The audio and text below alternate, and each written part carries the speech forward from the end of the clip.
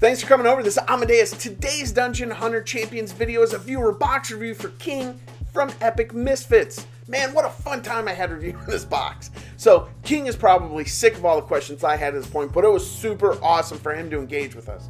So, if you look at his box, it's just so many units. Now, King has been playing since last May. He's in-game, and he survived all the mini changes to the game, its mechanics, and the metas.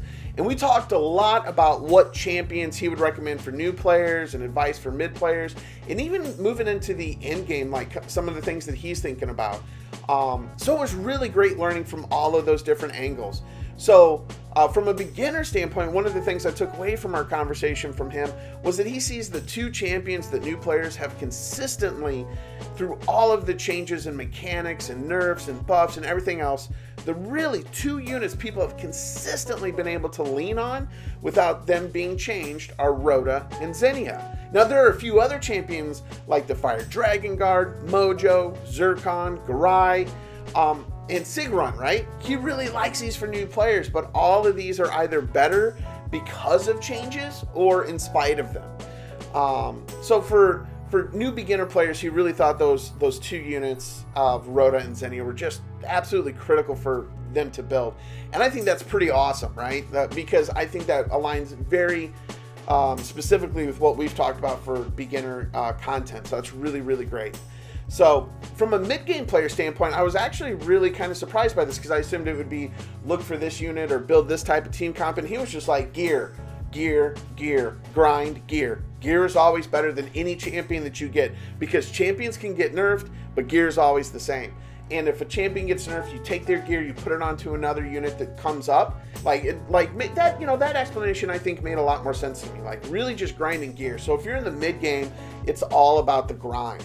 But one of the other things that he talked about is he really wants to improve his Steel Widow 5 or Steel Widow 11 team time.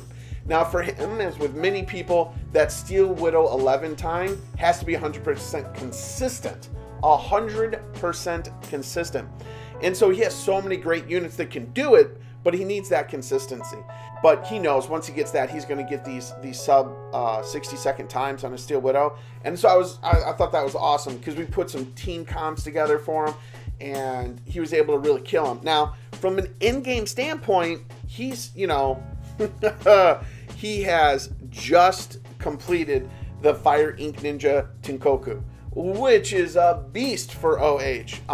And this was interesting because he has so many different champion options to build, and we talked about getting stuck, right, with who to build, and he had some great insight.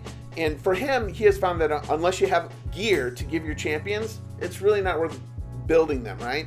So once again, it goes back to where you're at in the mid game, and even in the end game at a certain point, which is grind away for gear, because usually in the game you're grinding away for new types of gear sets or just like incremental changes in your gear. I know that's exactly where I'm at, and I know I'm always looking like, oh, can I get an adept chest piece with 20% HP instead of 18, right? So really, unless you have that gear in place ready to go on that champion, it's just better to grind for more gear until you do. And I really wanted to kind of drive that home because we built a Steel Widow 12 team together that, you know, clears in about a minute, but it has very, very high gear requirements as well as champion requirements. And, you know, luckily, King has both of those. And even in the end game, you're looking to grind, but now you're looking to grind maybe like you see here, Steel Widow 12, right? But you're still looking for consistency. And that brings up the point, like, this takes a lot of testing and different things, and do you ever regret building certain champions? And he's like, I absolutely regret building certain champions, but only because he was able to pull better units after he built them, or the game mechanics themselves changed entirely, which you can't really plan for, right? So again, he said gear is really, really the focus point of what you need to do so that you can do things like Steel Widow 12 in under a minute with a speed team that's consistent. So, and this will only get better after update 5, which I hear is going to drop today. But I'd love to kind of hear what your guys' thoughts are, you know, basically like looking at different things. You know, what are you looking at when you're building these teams? Are you thinking about these things too? Because as always, I think this is a conversation, and I appreciate you watching the videos. Thanks for coming over. Have a great day.